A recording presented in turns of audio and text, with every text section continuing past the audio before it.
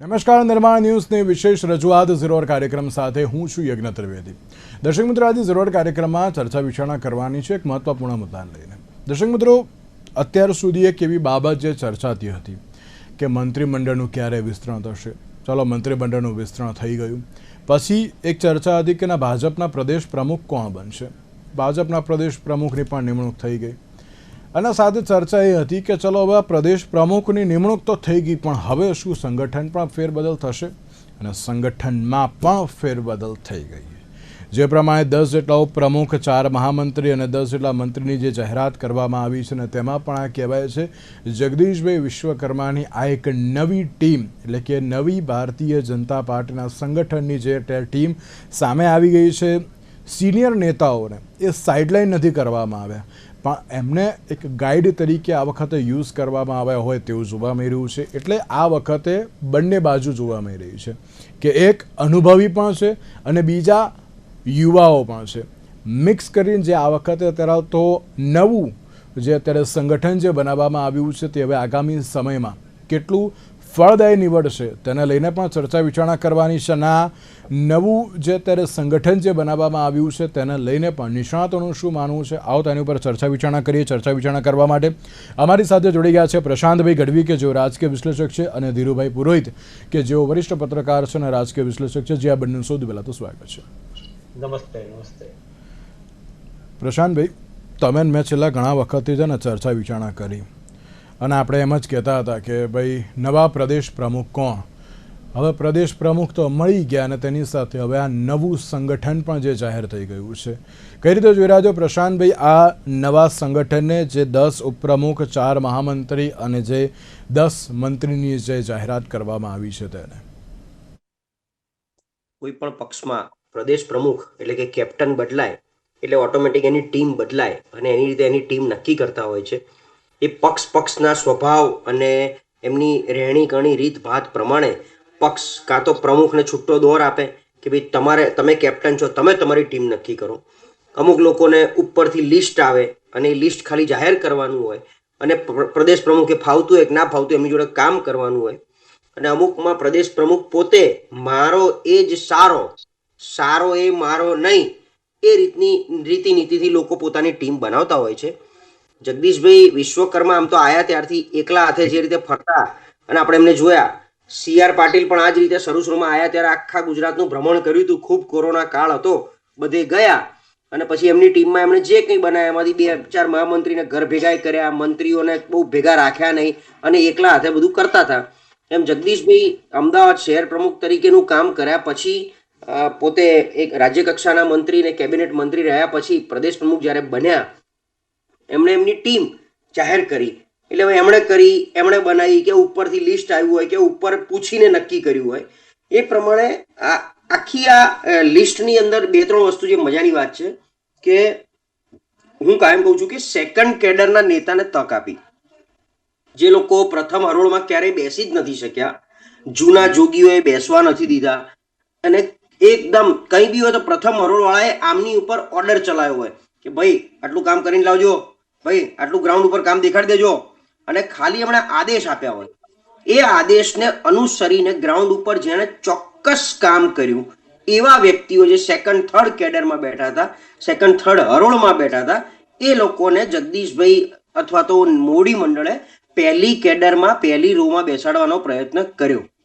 જગદીશભાઈની ઉંમર 52-53 વર્ષના આધારે એમણે લગભગ આખું એમની ટીમ એ રેન્જમાં રાખી અથવા એનાથી ઓછી વયના રાખવાનો પ્રયત્ન કર્યો. 2-3 જણા ડેફિનેટલી એમના કરતાં વરિષ્ઠ ને મોટા હશે, એટલે કેવી રીતે એમની સાથે કામ લેવું, મોટી ઉંમરના વધારે આમાં નાખ્યા હોત તો કામ કેવી રીતે લેવું, એ પણ એક વિમર્શણતો હતી.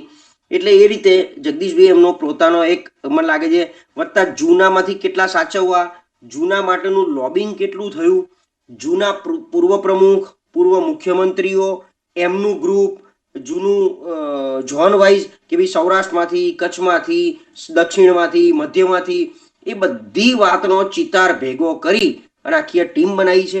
2-3 આંખે ઉડીને વળગે એવા કે પ્રશાંત કુરાટને મહામંત્રી બનાવી દેવાય.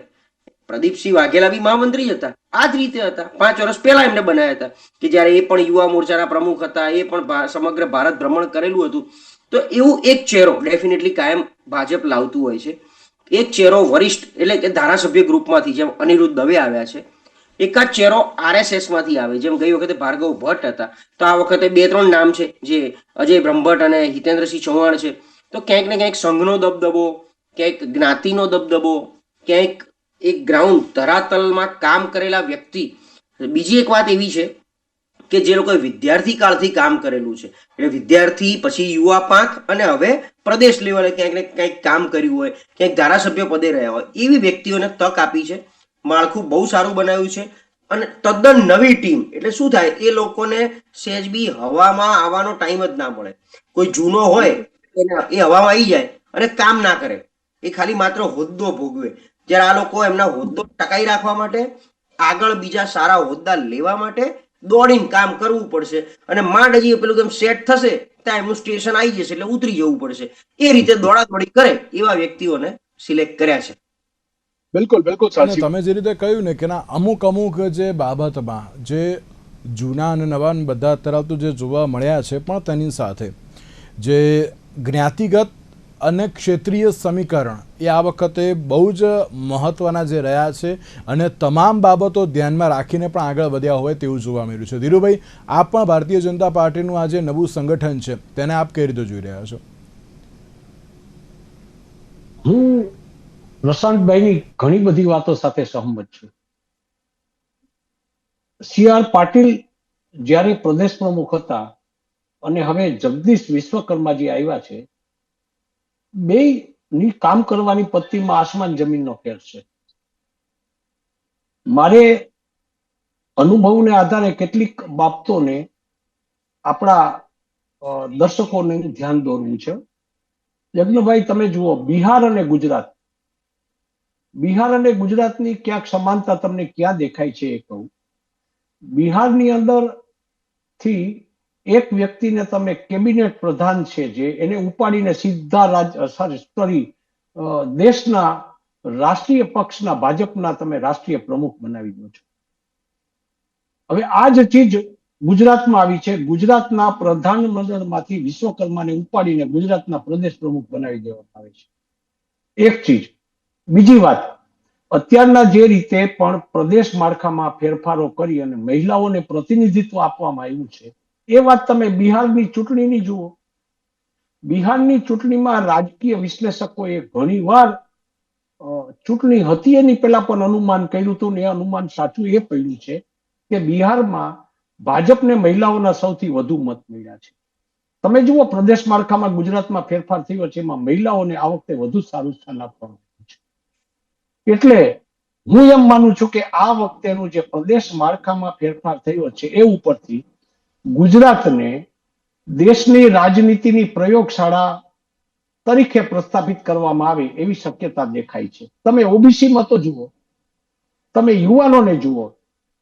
મને એવું લાગે છે કે જે રીતે પ્રશાંતભાઈએ જે વાત કરીને, એક અનુભવી માણસની નીચે વિશ્વકર્માજી અનુભવી છે, એની નીચે જે ઉપપ્રમુખોનું જે માળખું ગોઠવવામાં આવ્યું છે, તમે જોજો, સ્ટેટનું, જુદા જુદા પ્રદેશોનું, સ્ટેટના અલગ અલગ વિસ્તારો, સૌરાષ્ટ્રમાંથી લેવામાં આવ્યા છે, ક્યાંક ગુજરાતના કેટલાક પીઢ નેતાને લેવામાં આવ્યા છે, ઉત્તર ગુજરાત કે મધ્ય ગુજરાતના. સાથે સાથે જ્ઞાતિનું સમીકરણ. રાજેશ ચુડાસમા અમારા સૌરાષ્ટ્ર વિસ્તારમાંથી ઉપપ્રમુખ બન્યા છે. કોળી સમાજનું એક ઉભરતું વ્યક્તિત્વ છે. 2 વખત એ સંસદમાં પ્રતિનિધિત્વ કરી ચૂક્યા છે અને એકાદ વાર તો એ સંસદમાં ખૂબ સારું બોલ્યા છે. આ કોળી સમાજના નિષ્ઠાવાન કાર્યરત યુવાનને તમે પ્રદેશ ઉપપ્રમુખ બનાવો, સ્વાભાવિક છે પ્રશાંતભાઈએ કીધું એમ કામ કરશે, દોડીને કામ કરશે. જી બિલકુલ બિલકુલ સાચી વાત છે. એટલે હવે એ જ છે કે નવી ટીમ જે બનાવવામાં આવી છે તે 2027 ની તૈયારીમાં. ચોક્કસ પ્રશાંતભાઈ, ચોક્કસ. સિનિયર સાઇડલાઇન નહીં પરંતુ ગાઈડ બનાવવાની જે આ રણનીતિ જે જોવા મળી રહી છે, પ્રશાંતભાઈ, આ રણનીતિને પણ આપ કઈ રીતે જોઈ રહ્યા છો? કારણ કે કોઈ નવું નહીં, મિક્સ જોવા મળ્યું છે કે સિનિયર પણ છે, યુથ પણ છે. એટલે સિનિયરની સલાહ લો અને યુથ અત્યારે જે પ્રમાણે એન્થ્યુની રીતે જે આગળ વધતું હોય છે એ પ્રમાણે આગળ પણ વધો. આપ જે અત્યારે હાલ તો આમ 60-40નો રેશિયો અત્યારે હાલ તો કહી શકાય, તેને આપ કઈ રીતે જોઈ રહ્યા છો? એટલે આખી ટીમમાં 2-3 પીઢ પાકા વ્યક્તિ, માનો કે ઉપાધ્યક્ષ 10 બનાયા, તેમાં 2 સિનિયર વ્યક્તિ રમેશ ધડુક છે, ભરત પંડ્યા છે, બીજા 1-2 જણા છે. પછી એ જ રીતે એસસી મોરચામાં કિરીટ સોલંકી અને આ બાજુ ગેડિયા, એમને આ બાજુ લીધા ઉપાધ્યક્ષમાં, આ બાજુ કિરીટ સોલંકીને લીધા. ઓબીસી માંથી મોટા ચહેરા તરીકે મંત્રી મહામંત્રી લીધા અને પાછા ઓબીસી સેલના અધ્યક્ષ તરીકે એકદમ યુવાન માનસી પરમારને લીધા. આવું એક મિશ્રણ વત્તા ખાસ કરીને મેં કીધું એમ જે ધીરુભાઈ વાત કરી ને કે મહિલાઓને પ્રાધાન્ય, 10 મંત્રીમાંથી 6 મંત્રી મહિલાઓ છે. હવે 33% અનામતનો કાયદો લાવવાનું ગૌરવ પણ લે છે આ લોકો અને ક્રેડિટ પણ લે છે કે અમારી સરકાર લાવી. તો 2027માં 33% પ્રમાણે ઓછામાં ઓછી 50 જેટલી સીટો મહિલાઓને ફાળવવી પડશે. તો ક્યાં ફાળવવી, કોને ફાળવવી, કેવી મહિલા લડાયક છે, જીતે એવી છે, જે ખરેખર પાર્ટી માટે કામ, કારણ કે મહિલાઓ ઘણીવાર એવું હોય કે રાજકારણમાં બહુ મહિલાઓ આવી તમને જોવા પણ ના મળતી હોય. તો 6 મહિલા બનાવી અને એમને અલગ અલગ એક જવાબદારીઓ સોંપી અને આ 50નું સર્ચ કરવું, 50 વિભૂતિઓને, વ્યક્તિત્વને શોધવું, એના માટે મહિલા મંત્રીઓ જોઈશે એટલે એમણે 6 મંત્રી બનાવ્યા. ઉપાધ્યક્ષમાં ઝંખના પટેલ, એકદમ નવું નામ કે આમ યુથમાંથી આવે છે, એક ટર્મના ધારાસભ્ય, ફાધરનો બહુ જૂનો ભાજપાનો નાતો. એટલે આ બધું જોવા જતા કંઈક બેલેન્સ કરવાનો, એટલે ઉંમરની દ્રષ્ટિએ, કામની દ્રષ્ટિએ બેલેન્સ. તમે જો તો પ્રશાંત કોરાટ એ લગભગ આખું ગુજરાત યુવા મોરચાના પ્રમુખ તરીકે ખોંદી વળ્યા છે. એ જ રીતે ઉપાધ્યક્ષમાં વાત કરીએ તમે તો ભરત પંડ્યા છે, એવા ઘણા બધા નામ છે. અને બેલેન્સ, જેમ તમે કીધું એમ 60-40નો રેશિયો મહત્તમ, મેં જે કીધું એ કે જગદીશભાઈ પોતે 52-53 વર્ષની ઉંમરના છે. મોટી ઉંમરના વ્યક્તિઓ સાથે કેવી રીતે કામ લેવું એમના સ્વભાવ પ્રમાણે થોડુંક પેલું છે, કારણ કે એ પોતે એરોગન્ટ તરીકે જાણીતા હતા જ્યારે શહેર પ્રમુખ હતા. હજી પ્રદેશ પ્રમુખ તરીકે બહુ બહાર નથી આવ્યું, પણ હજી તો પોતે લર્નિંગ લઈ રહ્યા છે. બધાને મળે છે, અલગ અલગ મોરચાને, સેલને ઇન્ટ્રોડક્શન, લોકોને ઇવેલ્યુએટ કરીને આ ટીમ બનાવવાનો પ્રયત્ન કર્યો. હવે કેવા પ્રકારના કામ, કારણ કે સૌથી ઇમ્પોર્ટન્ટ એવું છે કે ભાજપમાં તમે સવારે ઉઠો ને એટલે ગુડ મોર્નિંગનો મેસેજ ના આવે વોટ્સએપ ગ્રુપમાં, સીધો આદેશનો મેસેજ આવે કે 9 વાગે અહીં પહોંચવાનું છે, 12 વાગે અહીં પહોંચવાનું, 2 વાગે આ કાર્યક્રમ છે, 6 વાગે આપણે કમલમ ભેગા થવાનું છે, 8 વાગે રિટર્નમાં આવતા આની વેચણી, પત્રિકાઓની વેચણી કરતા 10:30 વાગે આપણે ગ્રુપ મીટિંગ રાખી છે અને 12 વાગે તમને ટાઈમ મળે ઘેર જઈને સુઈ જજો. ટાઈમ મળે તો ઘેર જઈને સુઈ જજો. હા, આ ડબલ ઇન્વર્ટેડ કોમા એમ. એટલે એટલું બધું કામ કરાવે છે. એટલે હવે જગદીશભાઈ આ ટીમ બનાવી અને આ ટીમ પછી નીચે, કારણ કે ટીમ તો બની છે કેટલાની, 10 ને 10, 20 ને 4, 24 ને 6, 30, 37, 35 જણની ટીમ બનાવી છે. ભાજપમાં કરોડો કાર્યકર છે, લગભગ 85 લાખ તો એમના પેજ પ્રમુખો છે, એવું આંકડા બોલે છે. એ જ રીતે બૂથ એજન્ટ, ગુજરાતમાં 52,000 તો બૂથ છે. એટલે બધા એને સુધી આ માહિતીઓ પહોંચાડી કામ લેવાનું, દરેક વ્યક્તિને મળવાનું, દરેક યોજનાઓ ઘર ઘર સુધી પહોંચાડવાનો પ્રયત્ન. સંગઠનનું કામ જ એ છે અને પાર્ટી સંગઠનથી રૂઢી લાગે છે. આ બાજુ કોંગ્રેસમાં કકળાટ રોજે રોજ, હમણાં જ આપણે ચર્ચા કરી આજના દિવસની પણ. એ જ રીતે શક્તિસિંહ 2 વર્ષ પ્રદેશ પ્રમુખ રહ્યા અને એમણે ટીમ જ ના બનાવી. એક સિંગલ જાહેરાત એમણે એમના સંગઠનની વ્યક્તિઓની ના કરી, હોદ્દેદારોની ના કરી. અમિતભાઈ આયા છે, સુધી એમણે કોઈ જાહેરાત નથી કરી. રાહુલ ગાંધી બોલીને ગયા હતા જિલ્લા પ્રમુખ ને બધું નવું કરશું, તો એણે વળી એક ઉપાડ કર્યો તો ગુજરાતમાં જિલ્લા પ્રમુખની પેલી કરી જાહેરાતો. એમ સંગઠન વગર પાર્ટી કામ કેવી રીતે કરશે? અને આ પાર્ટી તો એવી છે કે જેમને તો 24/7/365 ઇલેક્શન મોડમાં રહેવાનું. એટલે સંગઠનને મજબૂત રાખવું પડશે, લોકોને પાસે પંપે મારતું રહેવું પડશે કામ કરાવવા માટે કે ભાઈ તમારે તો આ અમારા પેલા કેવા દેવ દુર્લભ કાર્ય કરો છો, આમ છો તેમ છો. એટલે આ બધું જ કામ નીચે સુધી પહોંચાડવા, SIR થી માંડી, મતદાર યાદી સુધારણાથી માંડી, મોદીજીના વિઝનના 5 વર્ષ, 11 વર્ષ, ભૂપેન્દ્રભાઈના 3 વર્ષ, આપણે કરેલા કામ લોકો સુધી, ખાટલા બેઠક, ગ્રુપ મિટિંગ, બીજું ત્રીજું, સભા, સાહેબ આવવાના છે, રેલીઓ કાઢવાની છે, બાઇક રેલી કરવાની છે, એરપોર્ટ થી સાહેબ દેખાય નહીં, રોડ દેખાવાના છે, એટલા ફૂલડા એરપોર્ટ થી ગાંધીનગર સુધી હોય જો પથરાઈ નાખવાના છે, બેનરો લગાવી દેવાના છે, વોટ્સએપ પર આટલો મારો કરી આટલા ફોર્મ ભરાઈ દેવાના છે. હજી તો સદસ્યતા અભિયાન જો તમે જે આ વખત ચાલ્યું, આટલા લાખ કરો તો આટલું ઇનામ, આટલા કરો તો આટલું ઇનામ. આ બધું કામ કરવા માટે માણસો જોઈએ અને એ માણસો કોની પાસે છે એ આ લોકોએ મને લાગે છે થોડું મંથન કર્યું હશે.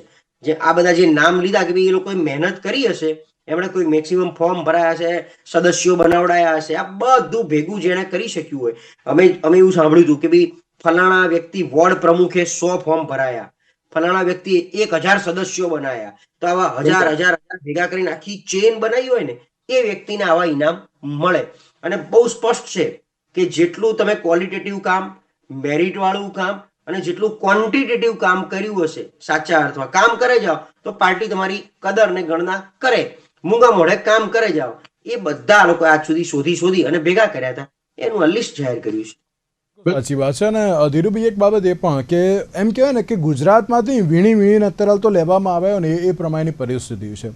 અને એટલે એમ કહેવાય ને કે અમદાવાદ, પોરબંદર, પંચમહાલ, પછી સુરેન્દ્રનગર, વલસાડ, કચ્છ, રાજકોટ, ખેડા, એકે જિલ્લો અત્યારે બાકી નથી રાખ્યો. દાહોદ હોય કે પછી અત્યારે તો જામનગર, બનાસકાંઠા, આણંદ, તાપી, દરેક જગ્યામાંથી અત્યારે તો એક એકના લેવામાં આવ્યા છે. તો આજે આ જ્ઞાતિવાદી સમીકરણ અને તેની સાથે જો બીજી વાત કરવામાં આવે તો ક્ષેત્રીય વર્ગીકરણ, એ બંનેને પણ આપ કઈ રીતે જોઈ રહ્યા છો કે ના દરેક ક્ષેત્રને અત્યારે તો જે આવરી લેવામાં આવ્યા છે, બંને સમીકરણો આવરી લેવામાં આવ્યા છે, આપ તેને પણ કઈ રીતે જુઓ છો? યજ્ઞભાઈ, તમે જુઓ, તમે જે જિલ્લાઓના નામ લીધા ને, એ જિલ્લાઓમાં માઇક્રો પ્લાનિંગ ભાજપે આ વખતે એટલા માટે કર્યું છે કે જે જિલ્લાની અંદર જે જ્ઞાતિઓનું પ્રભુત્વ છે ને એને પણ ધ્યાનમાં લેવામાં આવ્યું છે. એક વસ્તુ જુઓ કે આપણા ગુજરાતના બે નેતાઓ નરેન્દ્રભાઈ અને અમિતભાઈ બંને અત્યારે લીડ પોઝિશનમાં છે આખા ભારતમાં. હવે ગુજરાતનું માઇક્રો પ્લાનિંગ સ્વાભાવિક બંને અનુભવી નેતાઓ છે. અને એ દ્રષ્ટિએ તમે જુઓ, મારે તમને બે વાત કરવી છે, રમેશ ધડુક અને પ્રશાંત કોરાટ. આપણે બધા જાણીએ જ છીએ કે સૌરાષ્ટ્રમાં પાટીદાર સમાજ છે એ ને રાજનીતિમાં બરાબર સ્થાન આપવામાં આવે એ પાર્ટી માટે સારા સંજોગો હોય છે. અને છેલ્લા લગભગ 2 દશકાથી પાટીદાર સમાજ છે ભાજપની તરફેણ કરે છે, એ આપણે બધા જાણીએ છીએ. આવી સ્થિતિમાં તમે રમેશ ધડુકની વાત કરો. રમેશ ધડુકને સંસદ સભ્ય 5 વર્ષ હતા, એ દરમિયાન પોરબંદરમાં એની શાખ બહુ સારી છે.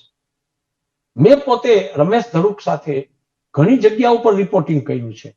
આ માણસ વતની છે ગોંડલના, પણ પોરબંદરની અંદર પોતે પોરબંદરના વતની હોય ને એટલા પ્રકારની છાપ એની હતી. અને આજે પણ પ્રદેશ ભાજપના માળખામાં રમેશ ધડુક આવ્યા એનાથી પોરબંદર વિસ્તારને પોતાનું પ્રતિનિધિત્વ મળ્યું અને એટલો અહેસાસ થયો છે. પ્રશાંત કોરાટ તો કસાયેલા યુવાન છે, આપ જાણો છો. એને પદાધિકારીમાંથી પ્રમોશન આપવામાં આવ્યું છે. પણ કોરાટ પરિવાર જેતપુરનો આપ બધા જાણીએ છીએ, સૌજીભાઈ કોરાટને કોણ નહીં ઓળખતું હોય. આવી સ્થિતિ વચ્ચે મારે તમને સૌરાષ્ટ્રના રાજકારણમાં 3 નેતાઓને યાદ કરાવવાના છે: કેશુભાઈ પટેલ, વિઠ્ઠલભાઈ રાદડિયા અને સૌજીભાઈ કોરાટ.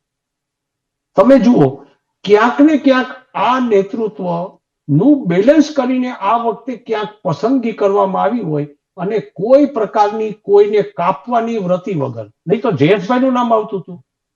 જયેશ રાદડિયાને જ્યારે મંત્રીમંડળનું વિસ્તરણ થતું હતું એ વખતે પણ જયેશભાઈ ક્યાંક મંત્રીમંડળના સ્થાન પામશે એવી વાત આવી, એમાં એનું નામ ના આવ્યું. આ વખતે જ્યારે પ્રદેશ માળખામાં ફેરફાર કરવામાં આવ્યો ત્યારે પણ જયેશભાઈનું નામ નથી, એટલે જયેશભાઈની ઉપેક્ષા થઈ છે. વિસાવદરની ચૂંટણીમાં જયેશભાઈએ ઉમેદવારોને ચૂંટાવવા માટે કેટલું કામ કર્યું છે લોકો જાણે છે, તનતોડ મહેનત કરી, પછી પણ કોઈ પરિણામ નથી મળ્યું. આવી સ્થિતિમાં સૌરાષ્ટ્રની રાજનીતિમાં જે ખાસ કરીને રમેશ ધડુક, પ્રશાંત કોરાટ વગેરેને લઈને ક્યાંક ને ક્યાંક પાટીદાર સમાજમાં બેલેન્સ કરી અને આખી વાતને સરસ રીતે ગોઠવવામાં આવી હોય એવું હું માનું છું. જી, એટલે આમ ઓવરઓલ જોવા જઈએ તો આ વખતે પ્રભુત્વ મળ્યું છે ખરી, એમ કહી શકાય ધીરુભાઈ? પ્રભુત્વ મળ્યું છે, પણ હું તમને કહું કે જે રીતે પ્રશાંતભાઈએ વાત કરી એ પ્રમાણે ક્યાંક પીઠ અને કસાયેલા નેતાની નીચે બીજો એક યુવાન કાર્યકર જેને તક આપીને, મેં કીધું ને કે ભાજપે એક પ્રયોગ તો કર્યો છે કે બહુ જૂના થયેલા નેતાઓને ધીમે ધીમે રિટાયર કરીને એની જગ્યા ઉપર યુવાન કાર્યકર ધીમે ધીમે પ્રમોટ થાય અને પ્રમોટ થયા પછી એ યુવાન કાર્યકર છે એ પોતાની વાતને પીઢ નેતા સુધી પહોંચાડી શકે અને પોતાના અનુભવોને કારણે રાજનીતિ કરે, એવી એક ગુજરાતમાં આ વખતે ગુજરાતને દેશમાં ક્યાંક ને ક્યાંક નવી રાજનીતિમાં યુવાન અને કસાયેલો કાર્યકર બે વચ્ચે ક્યાંક સંતુલન કરીને ગુજરાતની રાજનીતિને રાષ્ટ્રીય કક્ષાની રાજનીતિ સુધી પહોંચાડવાની વાત આમાં મને દેખાય છે. જી બિલકુલ. અને પ્રશાંતભાઈ, એક બાબત એ પણ છે કે તમે, મેં અને ધીરુભાઈએ આપણે પેલું કહે ને, આપણે ડિબેટ કરતા હોઈએ ને ત્યારે અમુક નામોને લઈને ચર્ચા કરતા હોઈએ છીએ કે ભાઈ આ નામ આવશે, આ નામ આવશે, આ જ નામ આવવાનું જ છે, એવું આપણે બહુ બધા કરતા હોઈએ છીએ.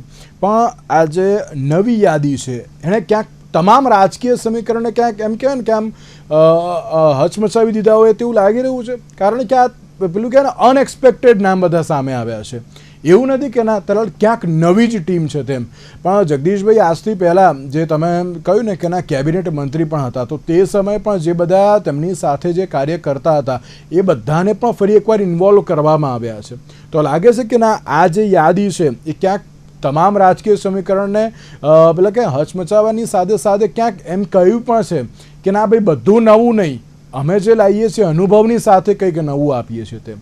પ્રશાંતભાઈ, એટલે અલગ અલગ માનસિકતા પ્રમાણે અને કેપ્ટનને કઈ ટીમમાં કેવા માણસો, એને બેટ્સમેન જોઈએ છે વધારે, બોલર જોઈએ છે, ફ્રન્ટ વાળા વધારે જોઈએ છે, બેકફૂટ પર રમે, એ રીતે નક્કી કરે. અને બીજું આમાં કોઈ એક વ્યક્તિનું ચાલતું નથી. અત્યારે અંદર નાના નાના જૂથવાદ, જેમ કે અંજલિબેન રૂપાણી કદાચ અંદર ખાને નાના મોટા સક્રિય થયા હોય, અને હમણાં છેલ્લે મુલાકાત આપણે BL સંતોષ સાહેબની એમના ઘરે પણ જોઈ હતી, એટલે એ એક્ટિવ હોય, અમિતભાઈને એમના માણસો લાવવા હોય, આનંદીબેનને એમના માણસો લાવવા હોય, આ બધું લિસ્ટ ફરતું ફરતું છેલ્લે મોદી સાહેબ પાસે જાય. એટલે મોદી સાહેબને પાછું એમ થાય કે હવે આમાં ભાઈ અમિતભાઈને બી થોડોક સાચવી લઉં, થોડાક હવે અંજલિબેનને માન સન્માન આપું, આનંદીબેનનું પણ સાચવી લઉં. એટલે મોદી સાહેબ પાછા બેદાને બેહાડીને કાં તો એક વારા ફરતી કન્વિન્સ કરી અને એ પણ ક્યાંક નાનો મોટો રસ લેતા હોય. અને છેલ્લે પછી જગદીશભાઈ પોતે, કારણ કે એમણે બધા સાથે કામ કર્યું. હવે જગદીશભાઈ બન્યા લાભ પાંચમના દિવસે લગભગ બન્યા પ્રદેશ પ્રમુખ, અને પછી આજે આપણે આટલા ટાઈમે જોઈએ તો 2 મહિના એટલા બધા લોકો એમની આજુબાજુ ફરતા હતા, કેટલાય લોકો લોબિંગ કરતા હતા, કેટલાયનું આપણને એમ હતું બોસ આ તો હવે લગભગ જાહેર થઈ જશે, એ બધા ના આયા. એ ઈશારો આપવામાં ભાજપ બહુ માહિર છે કે ભાઈ તમે બહુ ઉછળકૂદ કરશો નહીં, આગળ પાછળ જબ્બા પકડીને ફરશો નહીં, તમે ચૂપચાપ કામ કરે જશો તો અમે એમનામ તમને તક આપી દઈશું. અને જેને બતાવી હતી દિશા, ઈશારો, જેમ જયેશ રાદડિયાને લઈને ક્યારની આપણે ચર્ચા કરીએ છીએ કે મંત્રીમંડળમાં તો બોસ એમનું નામ લગભગ નક્કી જ છે, ત્યાંય ના આયા, અહીંયા ના આવ્યું, અરે જોરદાર સંગઠનમાં તો એમને આપવાનું જ હશે, એ આવી ગયું. હવે કે બાકી રહેતું નથી. એટલે એક જ, એટલે આમાં એવું નથી કે એક્ઝિટ, પણ મૂળ ક્યાંક ઈશારો કે હમણાં તમારે આરામ કરવાનો છે, પાર્ટીને તમારી જરૂર હશે તો તમને ક્યાંક અમે યાદ રાખીશું, બોલાવી પણ લઈશું. અને કાં તો પછી તમે બહુ મોટા ઉપાડે ઉપરવટ થઈ અને બોર્ડ પેલી ડિરેક્ટરની ચૂંટણીમાં આગળ ગયા છો, તો અત્યારે ડિરેક્ટર પદું કરે રાખો, એમાંથી થાકો, એમાંથી અમે તમને હંફાવી નાખશું. એટલે તમે પાછા આવી અને છડે ચોક માફી માંગી જજો તો અમે કંઈક વિચારશું. આ મોદી સાહેબની એક સ્ટાઇલ છે કે લોકોને દૂર રાખવા માટેની. આ વખતે અમિતભાઈએ આ સ્ટાઇલ કરી બતાવી છે કે ભાઈ અમે તને હંફાઈ નાખશું, થકવી નાખશું, માનસિક પરિતાપમાં આમ યાતના ભોગવતા એ લેવલે લાવી દઈશું. આવું અમિતભાઈ કરવા માંગતા હોય છે. અમે એમને, મોદી સાહેબની આ જ સ્ટાઇલ છે. કેટલાય લોકોને 10-10, 20-20 વર્ષનો રાજકીય સંન્યાસ આપી દીધો છે. હવે કેટલું અઘરું પડે છે, સારું પડે છે, આ વસ્તુ પોઝિટિવ જાય છે. બીજું આની સામે આ ચહેરો, આની સામે આ ચહેરો, એવી રીતે ચહેરાઓ પણ ઉભા કરવાનો પ્રયત્ન કર્યો છે. કોઈકને બતાવી દેવા માટે કોઈકને ઉભા કર્યા છે, કોઈકને આપીને કોઈકને બતાવી દીધું છે જો અમે આ બી કરી શકીએ છીએ. એટલે જેમ થાય એમ જ થાય, તમે તમારું કામ કરો, અમે અમારી પાર્ટીની રીતિ નીતિ પ્રમાણે ચાલીશું, તમને ચલાવીશું. એટલે લાગે છે આ 2027ની તૈયારીઓ અત્યારે હાલથી જે આરંભી તો દેવામાં આવી છે, કંઈક નવું આ વખતે 2027માં જોવા મળશે તેમ? ચોક્કસ મળશે. આ 2027ની તૈયારી જ છે યજ્ઞભાઈ, તમે સાંભળો. અને ધીરુભાઈ, જે રીતે સ્થાનિક સ્વરાજમાં પણ કંઈક જોવા મળશે તો ખરી જ ને? સ્થાનિક સ્વરાજ્યની ચૂંટણીઓ તો હવે નજીક છે. નવા વર્ષમાં સ્થાનિક સ્વરાજ્યની ચૂંટણીમાં ખાસ કરીને ગ્રામ પંચાયત, તાલુકા પંચાયત, જિલ્લા પંચાયત, અને કેટલાક રાજ્યના કેટલાક કોર્પોરેશન. અનુભવને આધારે એક વાત કરવી છે કે ગ્રામ્ય મતોને અંકે કરવા માટે આ વખતે આ જે બેલેન્સ કરાયું છે ને એમાં કેટલાક ગ્રામ્ય કાર્યકરોને પ્રમોશન આપીને પણ માળખામાં ક્યાંક ને ક્યાંક એને સમાવેશ કરવામાં આવ્યો છે. પણ સાથે સાથે એક ચીજ સમજો કે ભાજપે હવે વિચારવાનું શું છે ને એ યજ્ઞભાઈ તમને કહું. જ્યારે કોર્પોરેશન, ગ્રામ પંચાયત, તાલુકા પંચાયત અને જિલ્લા પંચાયતમાં ચૂંટણી થયા પછી ભાજપનો જે સંસ્થાઓમાં વિજય થાય છે એના પછી નવા લોહીને તમે સીધું મોટું પદ આપી દો છો ને ત્યારે લોકોમાં ખોટો મેસેજ એટલા માટે જાય છે કે નવું લોહી છે એને એસી ગાડી મળે, એસી ચેમ્બર મળે, મોટા અધિકારી સાથે બેસવાનું મળે અને ઘણું બધું માન સન્માન મળે. વારંવાર આવી વાતને કારણે એ યુવાનો છે ને પોતાનું જે કદ છે એના કરતા વધુ માન મળવાને કારણે ક્યાંક કારણે મિસબિહેવ કરે છે અથવા તો ભ્રષ્ટાચાર તરફ ધકેલાય છે ને એને કારણે ભાજપની છાપ ખરડાય છે. આ વખતે એ વાત ધ્યાનમાં, સી.આર. પાટીલમાં બહુ થયેલું છે. વિશ્વકર્માજીએ આ વખતે ધ્યાનમાં રાખ્યું છે કે સંગઠનની અંદર યુવા નેતાઓને આ વખતે આપણે તક આપીશું. પણ જ્યારે જિલ્લા પંચાયતોમાં, યાદ રાખજો બરાબર, જિલ્લા પંચાયતો, તાલુકા પંચાયતો અને ગ્રામ પંચાયતોમાં પીઢ અને અનુભવી નનેતાઓને સ્થાન આપવામાં આવશે. આ વાત પણ અત્યારે એવો સંકેત મને મળે છે. જી સાચી વાત છે. તો હવે જોવાનું એ રહ્યું કે 2027માં આ વખતે પરિણામ અને તેની સાથે સ્થાનિક સ્વરાજની ચૂંટણીમાં પણ કયા પ્રકારની પરિસ્થિતિ જોવા મળશે. પ્રશાંતભાઈ, ધીરુભાઈ, આ બંનેનો આભાર અમારી સાથે આ ચર્ચા વિચારણામાં જોડાવા માટે. તો દર્શક મિત્રો, આજના વિશેષ કાર્યક્રમને આપશે. નમસ્કાર.